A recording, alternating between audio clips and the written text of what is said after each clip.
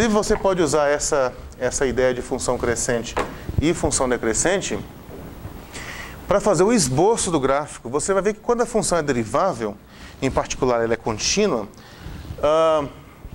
se você sabe que a função é crescente, depois a função é decrescente, você vai ter necessariamente um ponto de máxima aqui. Era decrescente, depois passou a ser crescente, você vai ter um ponto de mínimo aqui.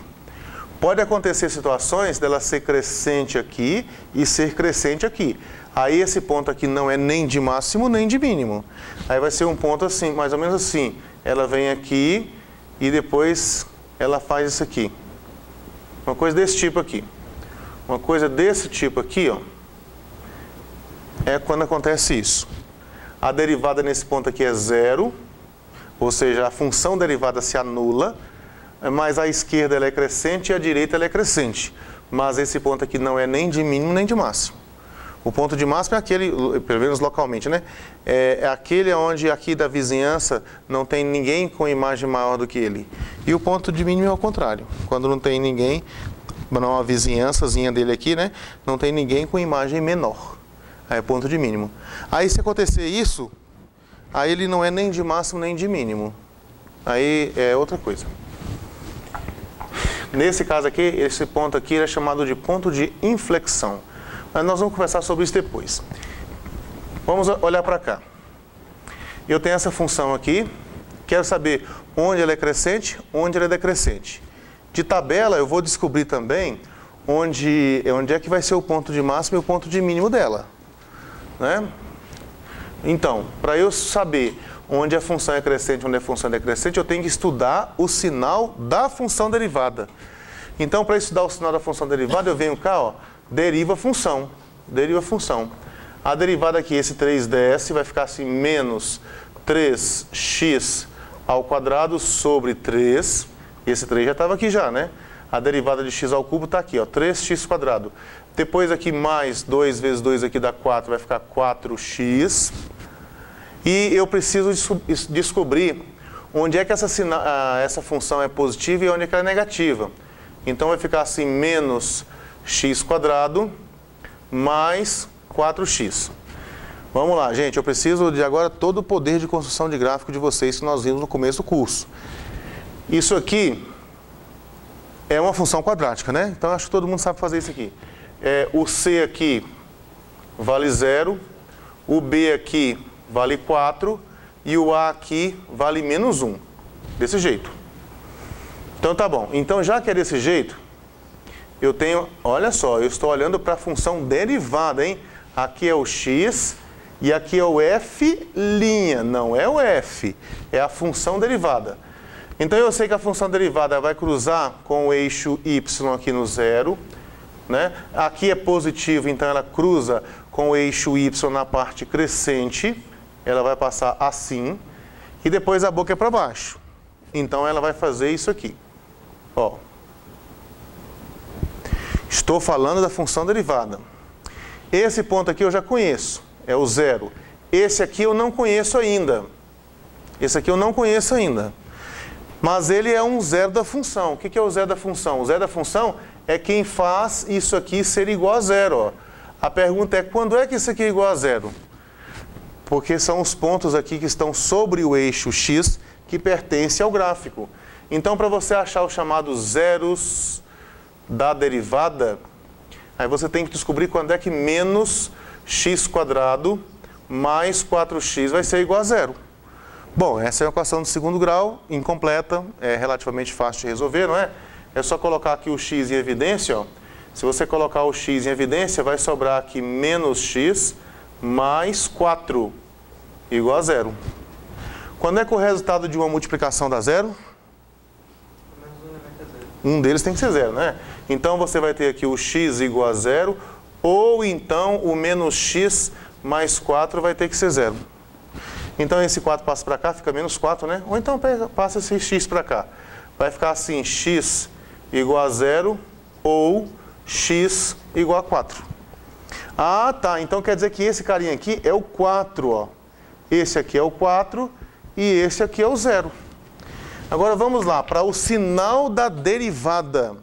o sinal da derivada entre 0 e 4, a derivada é positiva ou negativa?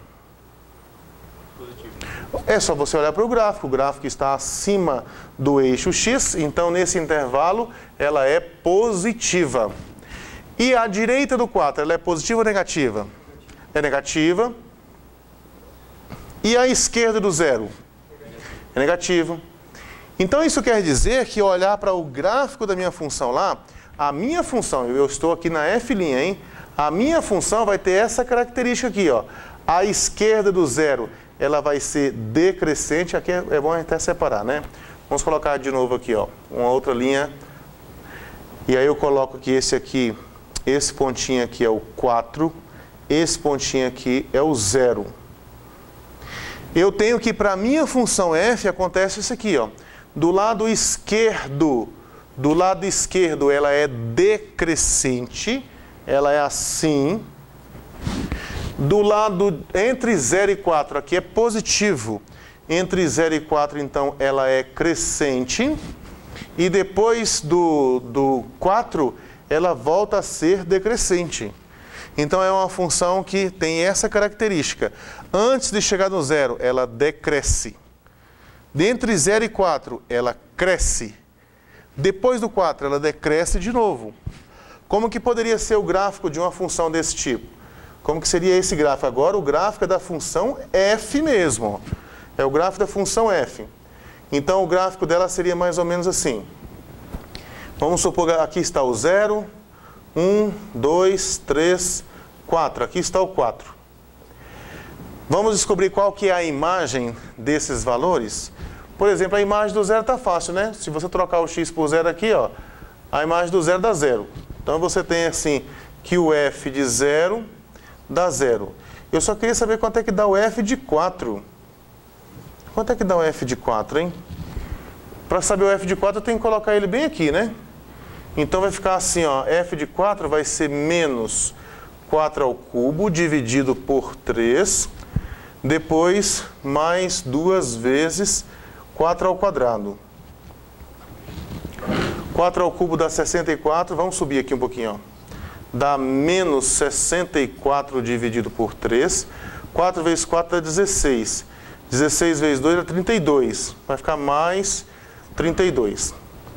Para eu fazer o denominador ficar o mesmo aqui, eu tenho que multiplicar por 3 embaixo e por 3 em cima. Se fizer isso, aqui vai ficar assim, menos 64 sobre 3. E depois, aqui 3 vezes 2 dá 6, dá 96, né? Mais 96 sobre 3. 3 vezes 2, 6, 3 vezes 3, 9. Aí ficou 96 menos 64. Eu não sei fazer isso aqui de cabeça, ó. Menos 64, 6 menos 4 fica 2, 6, 7, ficou 32. 6 menos 4, 2, 32. Então ficou igual a 32 terços positivos, né? Ó, mais 32 terços. Então veja, a imagem do 0 dá 0. E a imagem do 4 dá 32 terços. 3 vezes 9 dá 27, 3 vezes 10, 30. É um pouquinho mais de 10, né? Vamos supor que seja aqui, ó.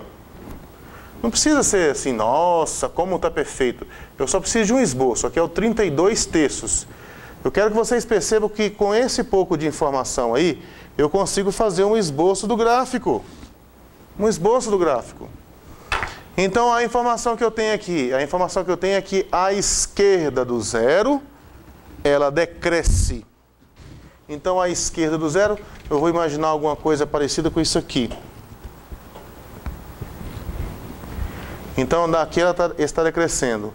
Aqui eu precisaria de ter mais, veja bem, eu precisaria de ter mais informações aqui para saber se ela tem esse aspecto ou esse aspecto. Porque tanto assim quanto assim, ela é decrescente. Aí tem a ver com a concavidade. Mas nós não estudamos isso ainda. Então, no momento vocês terão fé no que eu estou dizendo. O aspecto é esse aqui. Bom, e depois, eu tenho aqui, ó, que entre 0 e 4, ela é crescente. Mas ela poderia ser decrescente assim também, ó. Veja como é que nós precisamos de um pouquinho mais de matemática. Né? Eu preciso de mais informações. E essa informação vem lá da concavidade, que nós não falamos ainda. Então, eu só tenho aqui, mais uma vez, vocês terão fé no que eu estou dizendo, que o crescente dela é assim. Ele cresce até um certo lugar aqui. Depois ela continua crescendo, mas ele muda assim de concavidade. Isso aqui nós vamos aprender já, rapidinho depois, né? Tá vendo? Então até aqui ela vai decrescer, ó. Perdão, ela vai crescer. Vamos colocar aqui assim. Aí daqui ela vai fazer assim. Nossa, mas eu estou tremendo muito, tremendo muito. Deixa eu ver se eu faço isso aqui melhor. Tá muito bom não. Mais ou menos isso. E a informação que eu tenho aqui é que depois do 4, ela vai decrescer. Então esse é o aspecto do gráfico. É lógico que aqui eu estou forçando um pouquinho porque eu não estou levando aqui em conta a informação da concavidade. Eu só tenho o lugar onde ela é decrescente, onde ela é crescente, onde é decrescente. E eu estou fazendo essa inferência aqui. Né? Na verdade o gráfico é desse jeito aqui. Só que nós precisamos estudar um pouquinho mais para falar sobre concavidade. Se a concavidade é para cima ou se a concavidade é para baixo, para a gente poder construir esse gráfico certinho. Mas enfim, tá aí o esboço do gráfico a partir da região de crescimento ou decrescimento. Agora, se eu te perguntasse assim, onde é que está o ponto de mínimo, onde é que está o ponto de máximo, aí independe aqui, por exemplo, se a esquerda aqui ele está assim ou se ele está assim. Esse é um ponto de mínimo. Aqui, por exemplo, ó, independe dele estar assim ou ele está assim, como eu estou colocando aqui. Aqui é um ponto de máximo. Esse aqui, ó, é o x igual a quanto? Esse aqui é o 4, né? Ó, o x igual a 4 é o x que produz o maior valor, mas aqui localmente. Porque se você for muito para a esquerda aqui, esse valor daqui da esquerda é maior. Mas aqui nessa vizinhançazinha aqui, é o lugar onde você vai ter a maior imagem, vai ser o 4. E nesse lugar onde a maior imagem vai acontecer, a reta tangente, ela é horizontal. O ponto é de máximo. Olha só, no ponto 4 a derivada é zero, gente. E quando a derivada é zero, a reta tangente ela é horizontal. A mesma coisa vai acontecer aqui, nesse local aqui. Nesse local aqui, a reta tangente ela é horizontal. Você tem aqui nesse local um ponto de mínimo, mas é um ponto de mínimo aqui na vizinhançazinha do zero. Porque se você vier muito para frente aqui, esse ponto aqui tem imagem menor do que esse zero aqui.